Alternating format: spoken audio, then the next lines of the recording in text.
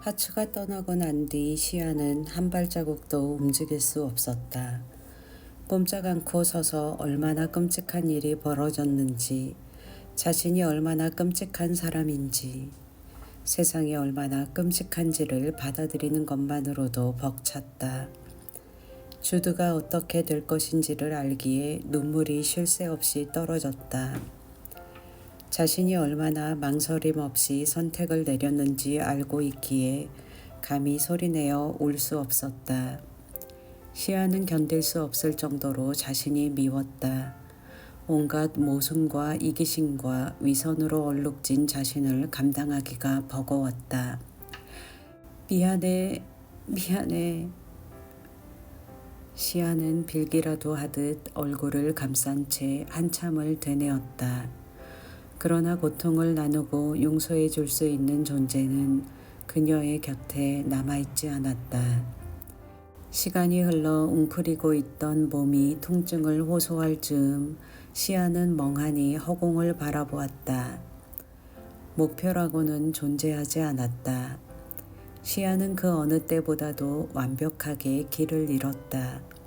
지하실, 리디아의 방, 도서관, 시아가 다니는 공간은 언제나 주두와 함께하는 곳들이었다.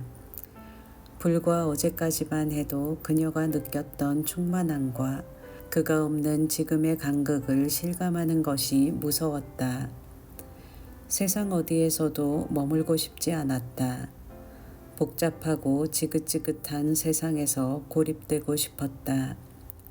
시아는 망연하게 자리에서 일어섰다. 나사 풀린 기계처럼 활력 없는 움직임이었다. 그리고 자신에게 주어진 숙명을 따르듯 아무 감정 없이 걷기 시작했다. 생기라고는 찾아볼 수 없는 움직임이었지만 시아는 방향을 알고 있었다. 잔혹하고 비참한 추억만이 남아있는 세상으로부터 완전히 해방되기 위하여 악몽과 다를 바 없는 세상 따위는 존재하지도 않는 것처럼. 기억의 조각 속에 묻힌 해묵은 말들이 시야를 마약처럼 이끌었다. 세상도 멈추고 시간도 멈춘 모든 것이 멈추어 있는 곳을 찾아서 잔뜩 쉰 속삭임이 시야의 발걸음을 조종했다. 자신도 미처 몰랐던 순간 가슴속에 무심코 스며들어 있던 기억을 더듬고 더듬어 문 앞에서 멈추었다.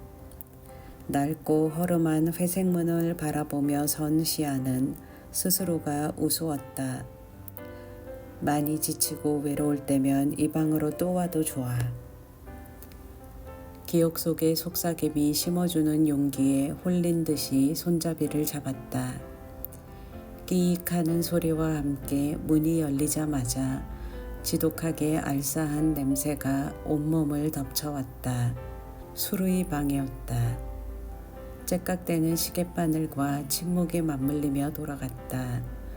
주위는 온통 어두웠지만 왜인지 그 편이 더 편안했다. 시아는 문을 닫고 방 안을 걸었다. 잔뜩 쉰 목소리가 들려왔다. 약은 필요 없대도. 귀에 익은 목소리가 들려온 쪽을 보니 술꾼이 시아를 쳐다보지도 않은 채 술병을 만지작거리고 있었다. 약을 배달하러 온 게 아니에요. 시아의 대답에 잠깐 동안 술꾼의 눈동자가 시아를 향했다. 시계바늘들의 규칙적인 소리가 어색한 침묵을 토막냈다.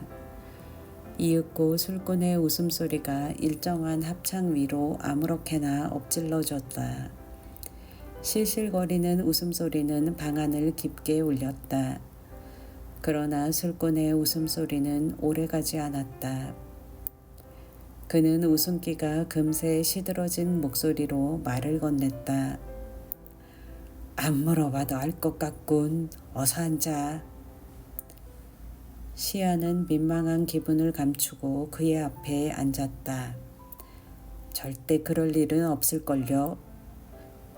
술꾼에게 확신하며 대답했던 기억이 선명했다. 그러나 술꾼은 전혀 개의치 않는지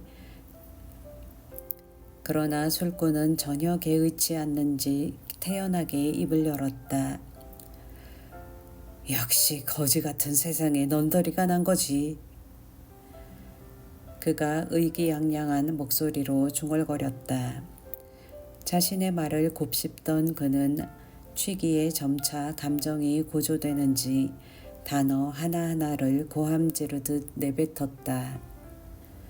구역질 나는 삶에 환멸이 나다 보면 이곳이 얼마나 천국 같은 곳인지를 실감한다고. 방 안은 여전히 비좁고 어두웠다. 술꾼의 말이 끝나자마자 날카로운 시계 소리들이 공허한 정막을 채웠다. 째깍, 째깍, 째깍.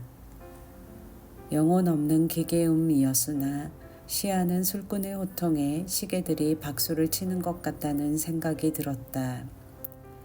한정된 공간은 안정감을 주었고 어둠이 주는 단절감은 시야를 안심시켰다. 심장박동이 점점 시계바늘 소리의 속도에 맞추어 움직이는 것이 느껴졌다.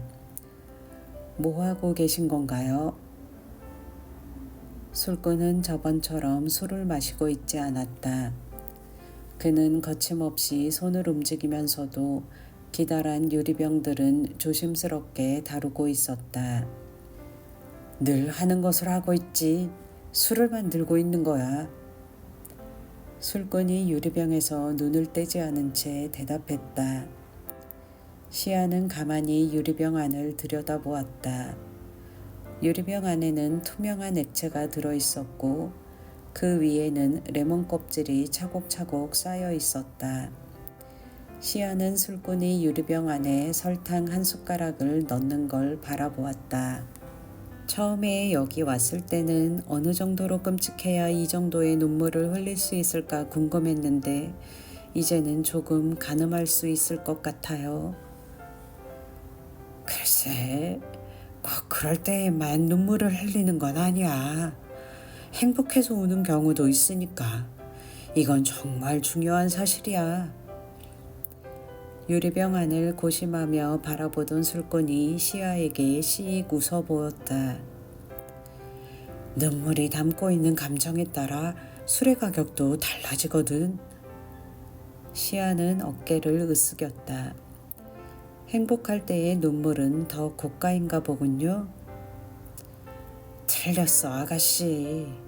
좋은 술 맛을 내려면 모든 감정이 필요해. 각각 다른 맛을 가지고 있거든. 슬플 때의 눈물은 신맛이 나고 화가 났을 때 흐르는 눈물은 짠맛이 진해져. 기쁘거나 감동해서 나오는 눈물에는 약간의 단맛이 들어있지. 술꾼이 유리병의 뚜껑을 돌리며 말했다. 가장 좋은 술은 모든 감정의 눈물들이 섞인 술이야. 슬프거나 화나지 않으면 행복한 감정도 느낄 수 없거든. 빙글빙글 돌아가는 뚜껑들을 바라보고 있자니 시아는 머리가 멍해지는 기분이었다. 어느 하나의 감정이라도 부족하면 다른 것으로 맛을 보충해야 해. 슬픈 눈물의 신맛 대신 레몬 껍질을, 화난 눈물의 짠맛 대신 소금을, 기쁜 눈물의 단맛 대신 설탕을 사용하는 거지. 뚜껑이 닫힌 유리병은 완성작이었다. 시아는 레몬 껍질과 설탕으로 가득 차 있는 유리병을 가만히 노려보았다. 술꾼과 시아 사이에서 공허한 정막이 흘렀다.